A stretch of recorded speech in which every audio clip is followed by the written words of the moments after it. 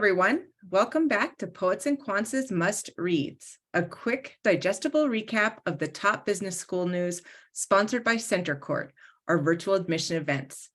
I'm your host, Christy Blyzeffer, and I'll be highlighting the most important P&Q stories you might have missed.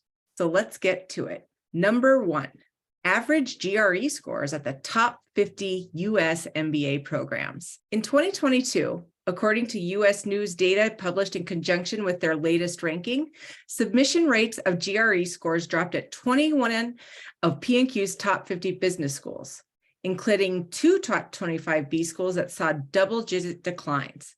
That's similar to the year-to-year decline seen in the top 50 B schools the year before. And in terms of GRE scores, those are down too. Across the P&Q top 50, 18 schools reported an increase from 2021 to 2022, down from 32 schools between 2020 and 2021. 8 of those were in the top 25. This story, which you can find on our trending tab, has all the data we could mine from the embattled graduate admissions test. Check it out now. Number 2, 2 new winners in the Financial Times latest twin rankings. For the longest time, there was little to no change at the top of the Financial Times pair of executive education rankings. Well, those days are over. For the second year in a row, after putting its executive education rankings on hiatus in 2021, FT has crowned a new top program in both categories.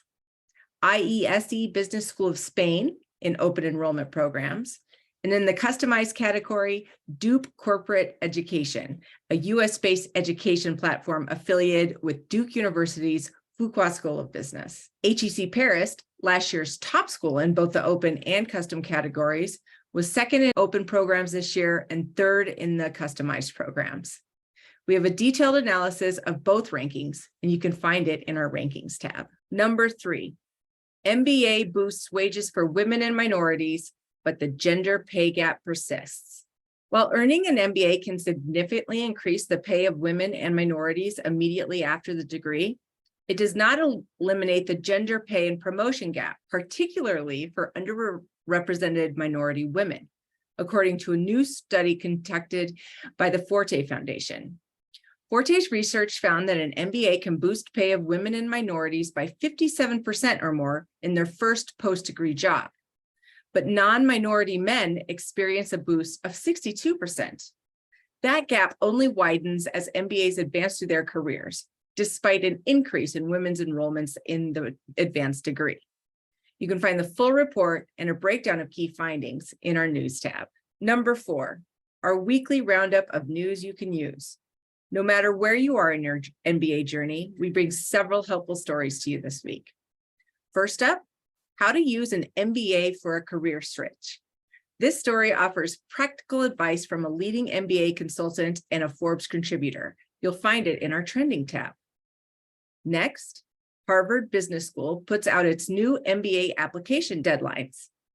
If HBS is on your list of target schools, put these dates in your calendar. You'll find the story in our admissions hub. And finally, how much do MBA students borrow? Here's a way to calculate your debt. This story explains why prospective MBAs need a good MBA calculator and where to find one. You'll find it in our news tab. And that's it for this week's Must Reads recap.